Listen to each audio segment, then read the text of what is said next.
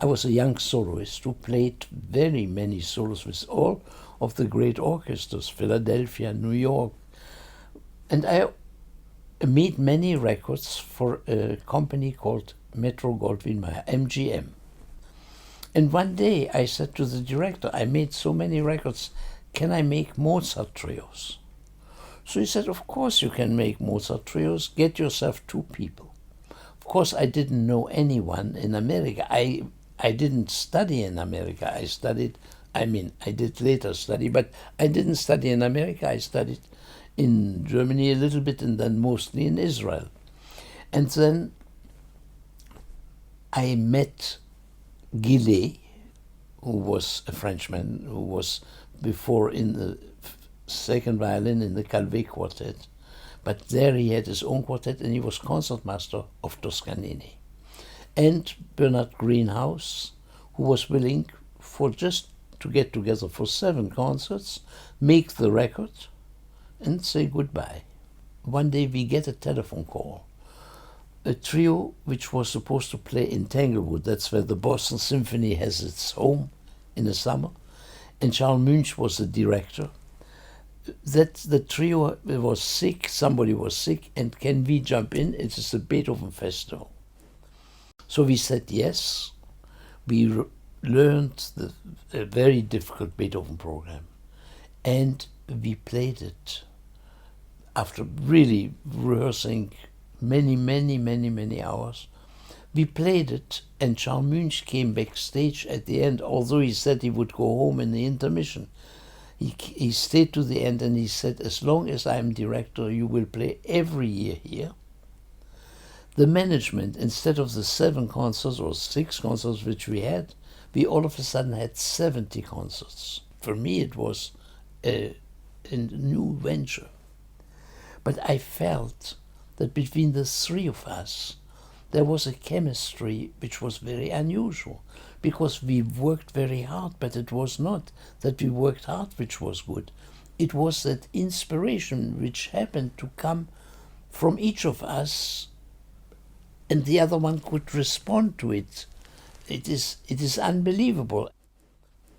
So the trio took off and it became famous, and I must say, the life of a trio, it was a more interesting life. The observation that each one had to spend with the other to get better.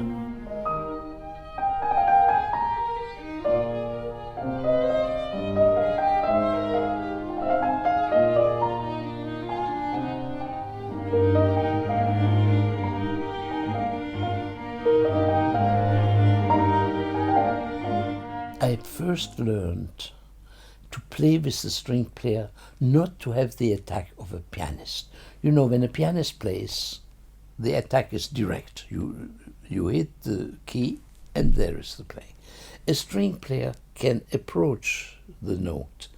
It can delay the entrance. And so I learned what actually it was a French cellist, Tortelier, said to me, you are a pianist who plays with a bow arm.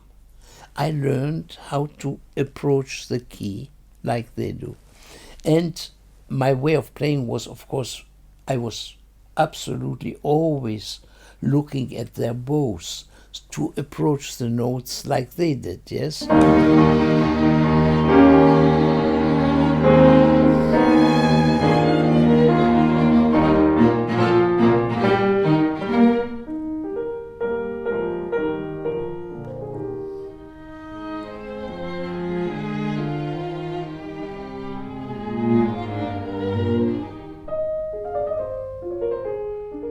Of course, you have to realize when you get older, and you're at my age, you shouldn't play, which I wanted to so much, play a Brahms concerto. No. Physically, it is not the right piece for you. It may be right in some musical sense, but the power, that physical power which is needed, is not there anymore to that extent that it satisfies me, the first one to be satisfied, yes.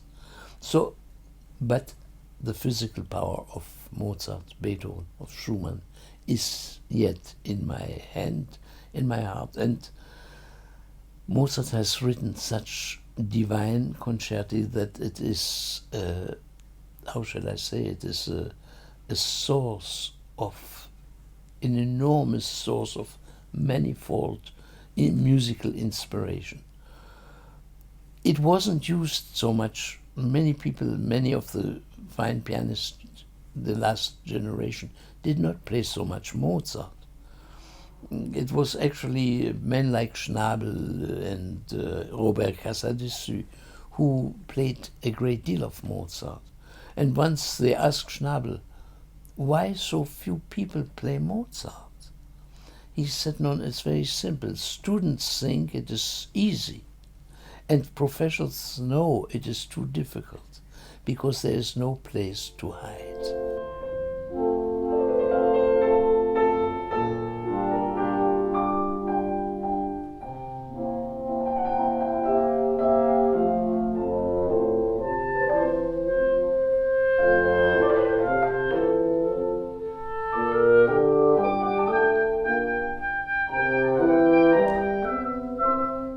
Especially in 488, there is a moment in the slow movement where I feel what a privilege to be a pianist, to be able to speak those words that Mozart says there. That is something that is only given to a pianist. And I very often, I feel that very strongly, that it is truly a privilege to play anyway, and to play at my age, it is truly a privilege, a present of God. And I accept it as such, because all the outside that goes on until you get there, and the rehearsal, the practicing, many, many hours. And I'm very active as a teacher. I have a big class in Bloomington, which has a magnificent music school. So I am busy, really busy, but I practice, and I dedicate myself to that practicing in order to have those half an hour on stage, which is for me to go, because the concert hall is my temple, where I can give my tribute to what is beautiful in this life.